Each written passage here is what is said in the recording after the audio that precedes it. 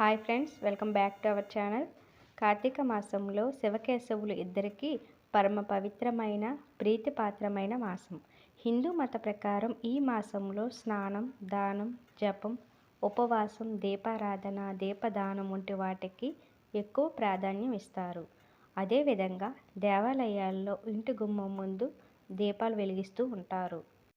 ఈ కార్తీక మాసంలో కొబ్బరికాయ దీపాన్ని వెలిగిస్తే శివానుగ్రహం సంపూర్ణంగా లభిస్తుందని, ధనపరమైన ఇబ్బందులు తొలగిపోతాయని జ్యోతిష్య నిపుణులు చెబుతున్నారు.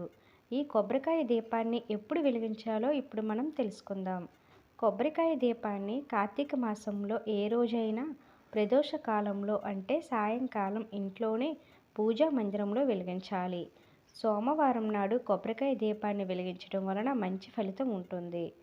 పూజా మందిరాన్ని అలంకరించుకొని పరమేశ్వరుడి చిత్రపటానికి గంధం, కుంకుమ బొట్లు పెట్టి పుష్పాలు పెట్టుకోవాలి.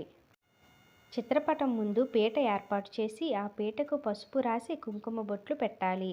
ఆ పీట మీద రాగి లేదా ఇత్తడి పళ్ళెంను ఉంచి గంధం, కుంకుమ బొట్లు పెట్టాలి. ఆ పళ్ళెం పైన గంధంతో స్వస్తిక్ గుర్తు రాసి కుంకుమ బొట్లు పెట్టి పళ్ళెంలో బియ్యాన్ని పోయాలి. కొబ్బరికాయను పగలగొట్టి ఆ కొబ్బరి చిప్పలకు గంధం, కుంకుమ బొట్లు పెట్టి అందులో ఆవు నెయ్యి లేదా నువ్వుల నూనె పోయాలి. ఆ తర్వాత 2 ఒత్తులను కలిపి ఒక ఒత్తిగా చేయాలి. అలాంటి 3 రెడీ చేసుకోవాలి. ఈ 3 ఒత్తులను కొబ్బరి చిప్పలో తూర్పు, ఉత్తరం, ఈశాన్యం వైపు పెట్టి ఏకహారతి లేదా అగరబత్తితో వెలిగించాలి.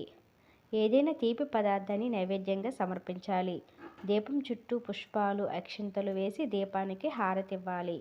దీపం కొండెక్కిన తర్వాత కొబ్బరి చిప్పలను, దీపం చుట్టూ ఉన్న పూలను, అక్షింతలను ఎవరూ తొక్కని చోట వేయాలి.